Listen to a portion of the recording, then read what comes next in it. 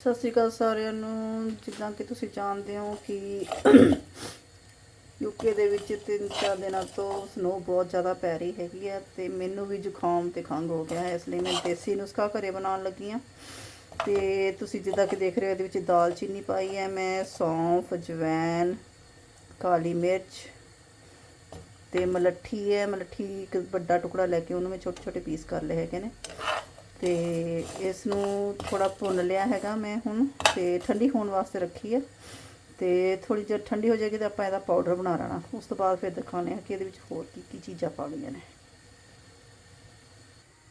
ਲਓ ਜੀ, ਮਿਕਸਚਰ ਆਪਣਾ ਠੰਡਾ ਹੋ ਗਿਆ ਹੈਗਾ। ਹੁਣ ਆਪਾਂ ਇਹਨੂੰ ਬਲੈਂਡਰ ਦੇ ਵਿੱਚ ਪਾ ਕੇ ਇਹਨੂੰ ਗ੍ਰਾਈਂਡ ਕਰ ਲਾਂਗੇ। ਲਓ ਜੀ, ਮਿਕਸਚਰ ਹੋ ਗਿਆ ਆਪਣਾ ਤਿਆਰ। ਇਹਦੇ ਵਿੱਚ ਆਪਾਂ 1 ਚਮਚ ਹੁਣ ਪਾਵਾਂਗੇ ਕਾਲੀ ਮਿਰਚ ਦਾ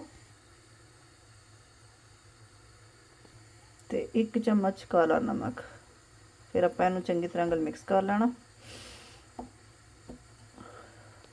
ਇਹ ਪਾਊਡਰ ਬਣਾ ਕੇ ਤੁਸੀਂ ਇੱਕ ਕੱਚ ਦੀ ਸਾਫ਼ ਸ਼ੀਸ਼ੀ ਵਿੱਚ ਰੱਖ ਸਕਦੇ ਹੋ, ਤੁਹਾਡਾ ਕਾफ़ੀ ਦੇਰ ਚੱਲ ਜਾਏਗਾ। ਤਾਂ ਆਪਾਂ ਜਦੋਂ ਲੈਣਾ ਹੈਗਾ ਤਾਂ ਇੰਨਾ ਕੁ ਚਮਚ, ਤੇ ਇਹਦੇ ਵਿੱਚ ਆਪਾਂ ਸ਼ਹਿਦ ਪਾ ਕੇ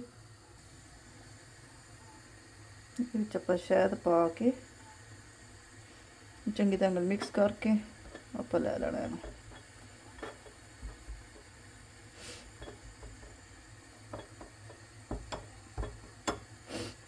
ਇਹਦੇ ਨਾਲ ਤੁਹਾਡੀ ਖਾਂਸੀ ਤੇ ਫਲੂ ਨੂੰ ਬਹੁਤ ਜ਼ਿਆਦਾ ਆਰਾਮ ਮਿਲੇਗਾ। ਟਰਾਈ ਕਰਕੇ ਦੇਖਿਓ। ਇੰਗਰੇਡੀਐਂਟਸ ਮੈਂ ਆਪਣੇ ਨਾਲ ਲਿਖ ਦਾਂਗੀ ਜੇ ਕਿਸੇ ਨੇ ਨਹੀਂ ਧਿਆਨ ਨਾਲ ਸੁਣਿਆ ਤਾਂ।